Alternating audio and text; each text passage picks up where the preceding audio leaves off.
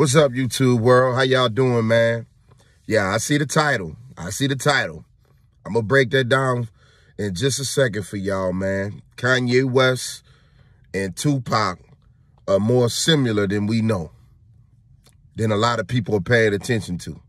And I'm going to break that down. I know that's a spicy one. I know that's one y'all like, man, ain't no way. But I'm going to break that down in a second, man. But before I do, I'd like to say thank you to y'all, everybody that's liking, subscribing, sharing the videos. Thank you. Because the only way we grow is if y'all let them know. And y'all been doing that, continuing to like the channel, subscribe, sharing. Thank y'all. Y'all don't understand how much we appreciate that, but we do. We act like we don't, but we do. But before I jump into the Kanye and the Tupac discussion, I did want to talk about the Deion Sanders hiring at, I want to say Colorado State. And I'm kind of on the fence with that one, y'all.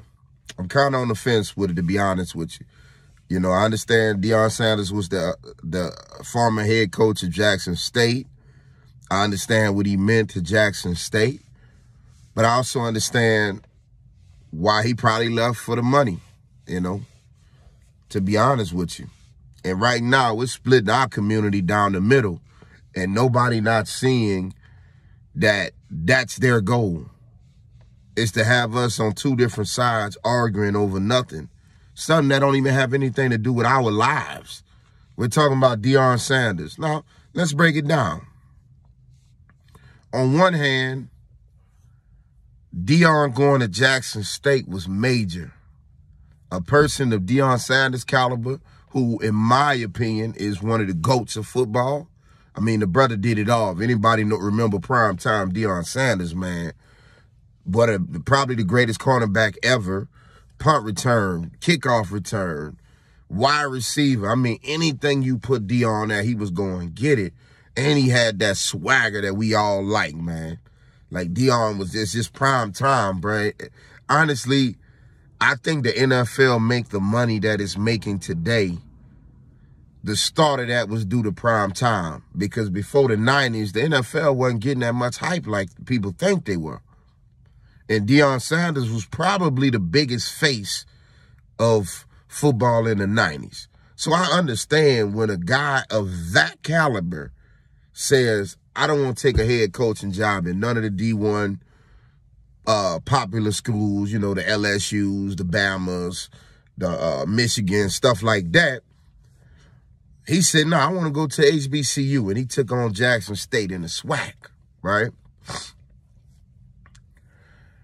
And it brought the attention that we knew it was going to bring. They had games that were on ESPN. It basically brought some money to HBCUs, brought some funding. And I think it was actually getting more black in that former black NFL players. I'm sorry, I said that wrong. Former NFL players who happen to be black, they were going back taking coaching jobs with the HBCUs. For one, I don't think they're getting a fair shot at some of them college jobs as well as NFL jobs. But two, if they not, why not bring it back to the HBCUs? I mean, let's be honest. Without the Afro-American, what is the NFL? What is the NBA?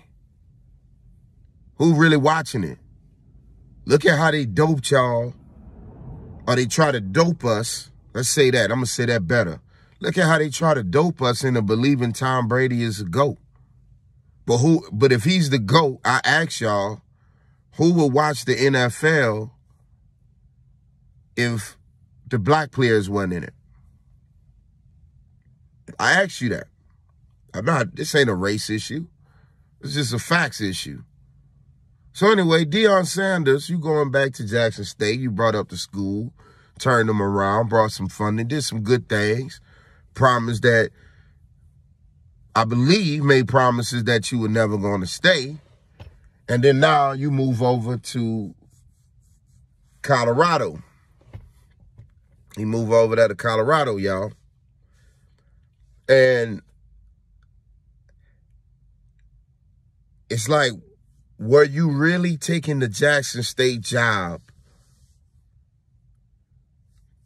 for a resume purpose? Meaning, You just wanted to show that you turned around the college kids, the black college schools, you know, because Jackson State, to my understanding, wasn't doing too well until Deion Sanders got there, you know.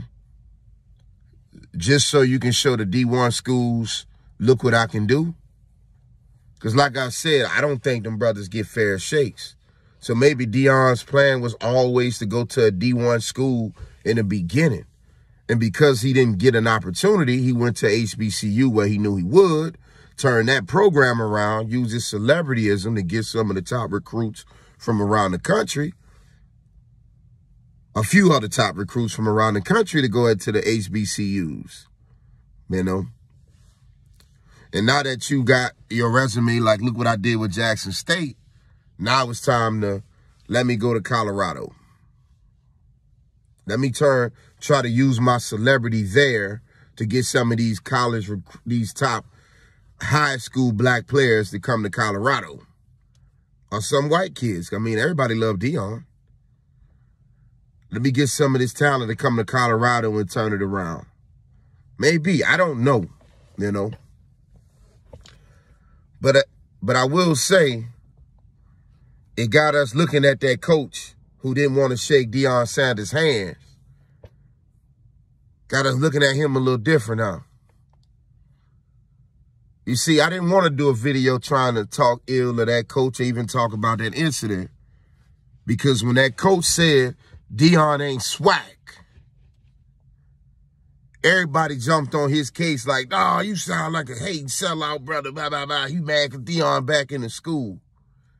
But I sat back and I said, nah.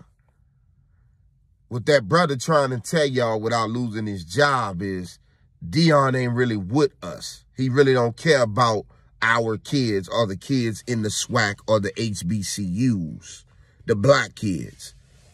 He's just down here for show. Now, I'm not saying that's my opinion of what Deion Sanders was doing.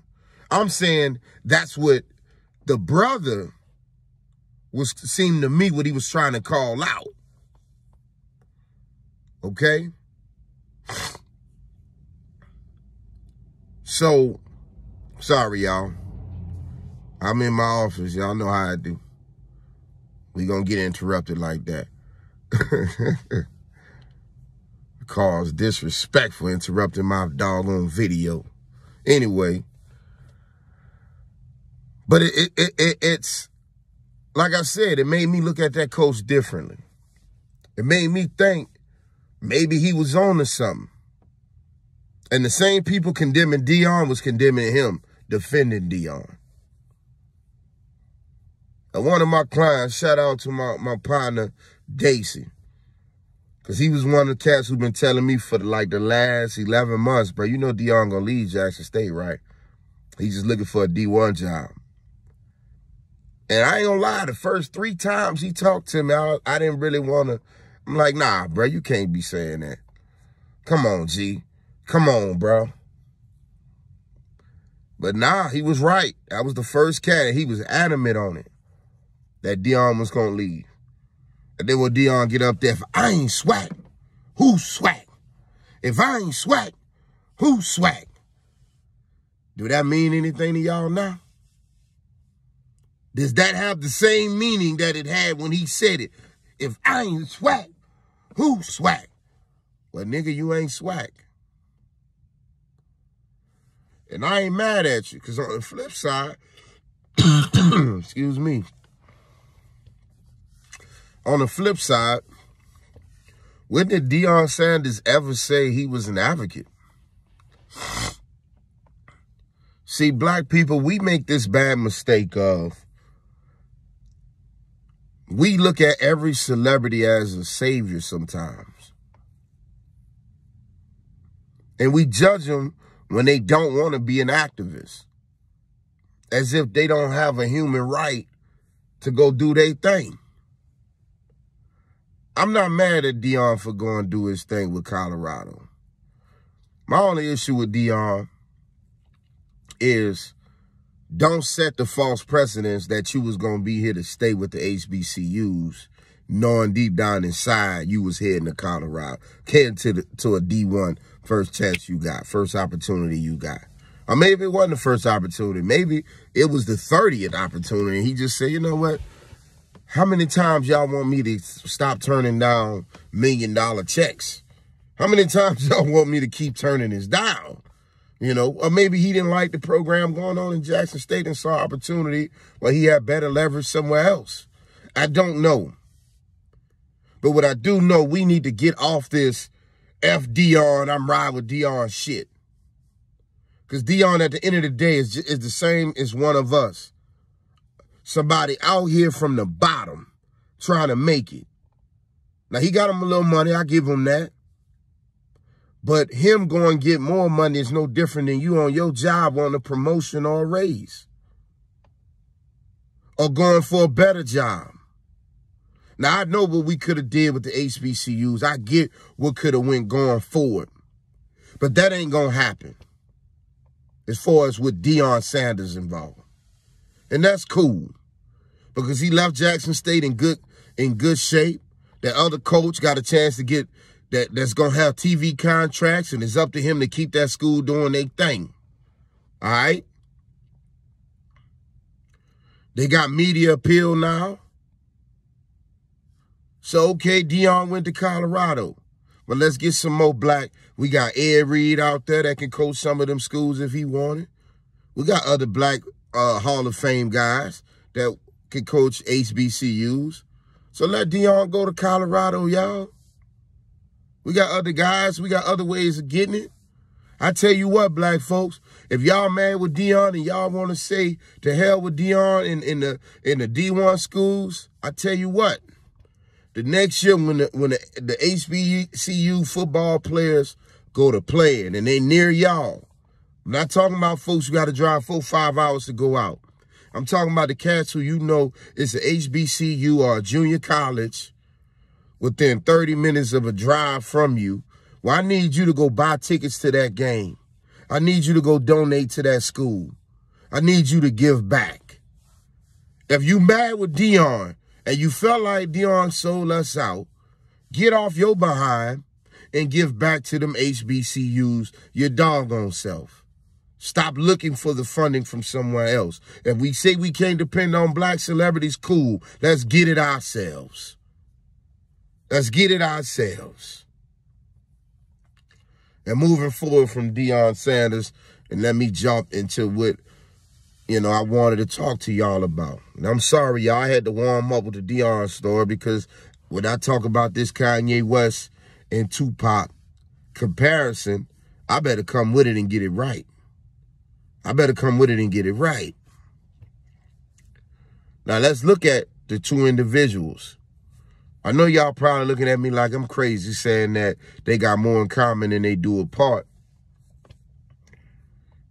That sound crazy because you only looking at what your eyes see in appearance. So let's start there. Let's talk about what they got different, all right? Tupac pushed the thug image. Kanye pushed the college dropout image. Two different guys.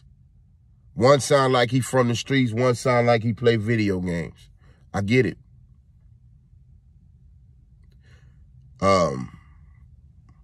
But let's look at this of what they have in common. Kanye made a song for his mother before she passed called Hey Mama, I wanna in your dancing shoes. Made a song called Hey Mama, hip-hop wise, right? Well, who has the historical song for their mama?